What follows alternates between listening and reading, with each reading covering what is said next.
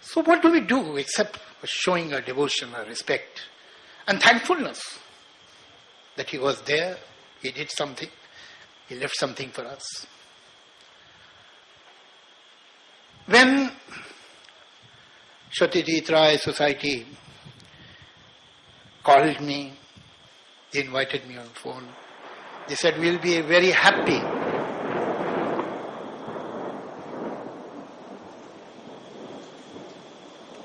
if you could come. Will you be able to come? I said, I'll tell you later. First of all, let me get over the terror that you have created in mind. I'm too scared to say yes or no. And certain memories evoke in my mind. When and how I heard this name for the first time in my life.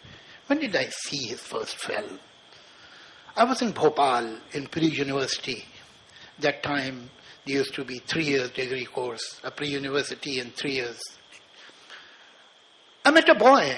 His name was Anil. I don't remember his surname. Maybe it was Gupta or Agarwal. At that age, surnames are not very important. He was an unusual boy. Although he was perhaps 16 years old, he had made a film society. He used to write letters to Mr. Ray. In that film society, I saw Pathor Panchali. And this boy was an unusual person. We could hardly speak English that time. I learned speaking English, or whatever little I know, much later. But he could speak very good English, so I asked him, how do you speak such good English? He told me that I take 2 words from the dictionary every day, write 1 page where I use these words, and next day I see to it that when I talk, I use the words in my conversation. That is how I keep on increasing my vocabulary. I thought it's a very good idea, and I must also do it. I'm still thinking. This boy used to write letters to Mr. Ray. And ultimately, he invited him for a shooting. So from Bhopal, all the way from Bhopal, he went for the shooting of Kanchenjunga. And perhaps he was there for a few days. And he came back and told us the stories. And he told me about, where is he? Okay, about you also, Shandeep sir. He said that he was very young and you were at that shooting and you had a camera. And Sylvia Norris was there on the shooting of Kanchenjunga. This was this Pathor Panchali, which thanks to this unusual boy, I could see. I had not seen anything of that kind. Thankfully, I was born in a family where I was exposed to literature. By the time I was 13 or 14, I had read Gorky or Chekhov. So perhaps I had some IQ to appreciate and understand it, if not totally, to some extent. Then after a little while, I got an opportunity to see Apur Sansar. I saw Aparajito much later. We came, after my college, I came to film industry, kept working there. And one day, we had written a film like Sholay and Diwar or all that. There was a film festival in Bombay. And I entered the foyer of a theatre, and lo and behold, I saw him standing there. I was looking at him with awe. Our eyes met, and I felt that he had recognized me. Somehow I gathered the courage to go near him. He offered me his hand, and I shook his hand. That was my first meeting. Before I could say something, other people came, and that was the end. Then after perhaps 10 or 15 years, when I was in Kolkata, I went to his place with Anne Rashid. And that was my only meeting with him. It It was a long meeting. And as a matter of fact, most of the time he was asking me things because I had no courage to start topics on my own. He talked about Sholay.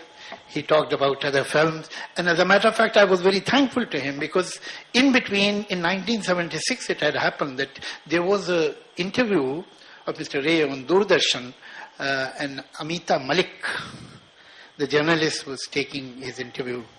And she said, mentioned Sholay in not so complimentary manner. And he contradicted her. And he said that you're wrong. I'm very proud that such films are made in this country now. So I was so very thankful to my, to my idol. That was my personal interaction with him. Now, I'm in a very strange situation.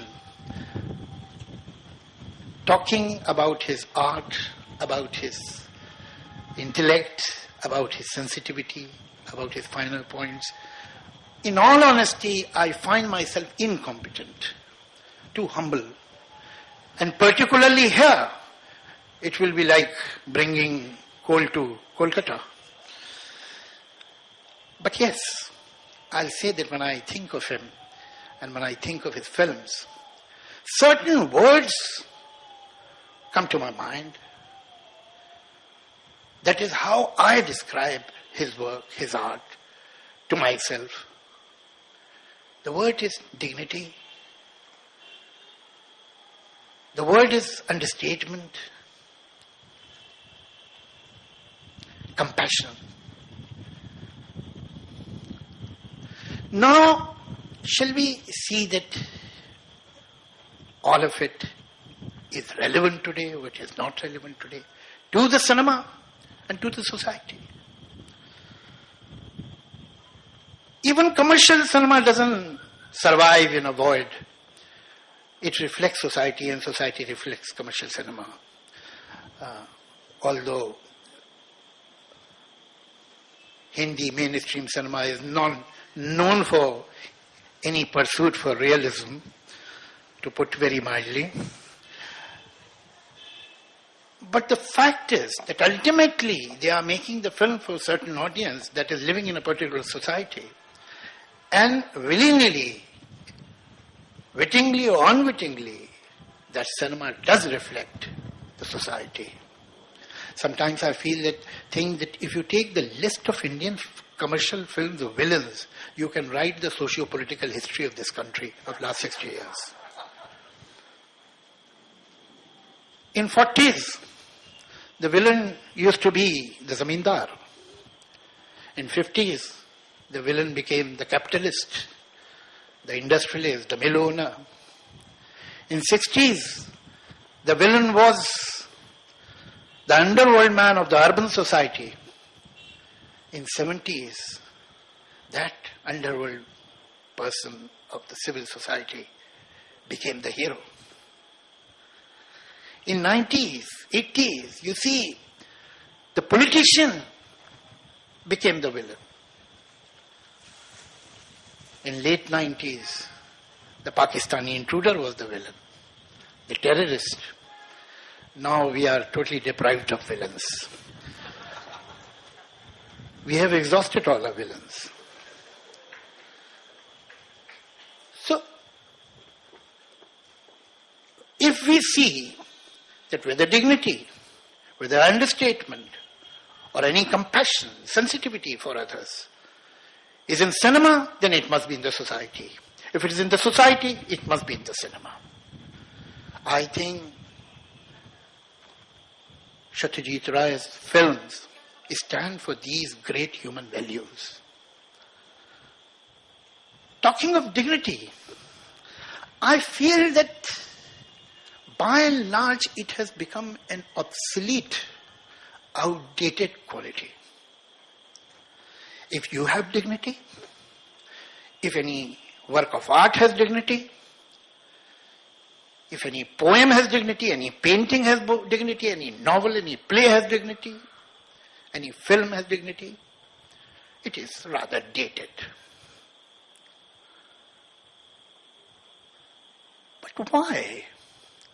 Why A brash, aggressive, uncouth attitude has replaced that staid, that quiet, that silent, that confident attitude in art, in literature, and in life.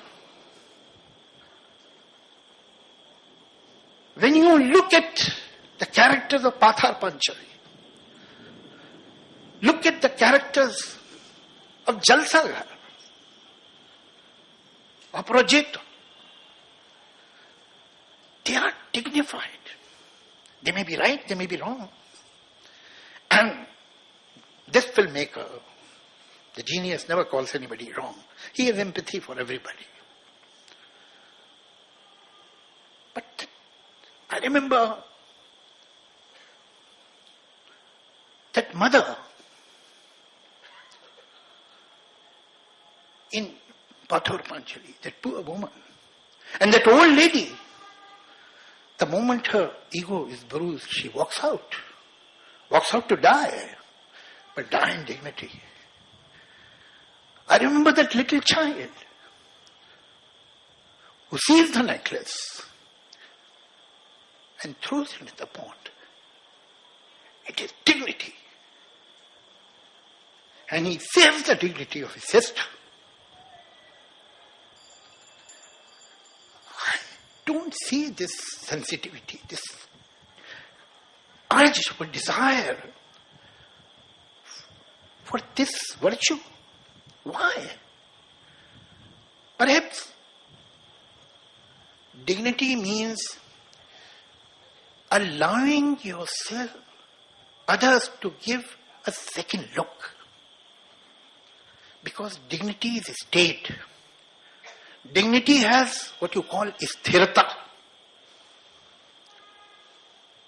Somewhere people have lost this confidence. Somewhere as a society we have lost this self-confidence. We feel that if I give you time to look at me,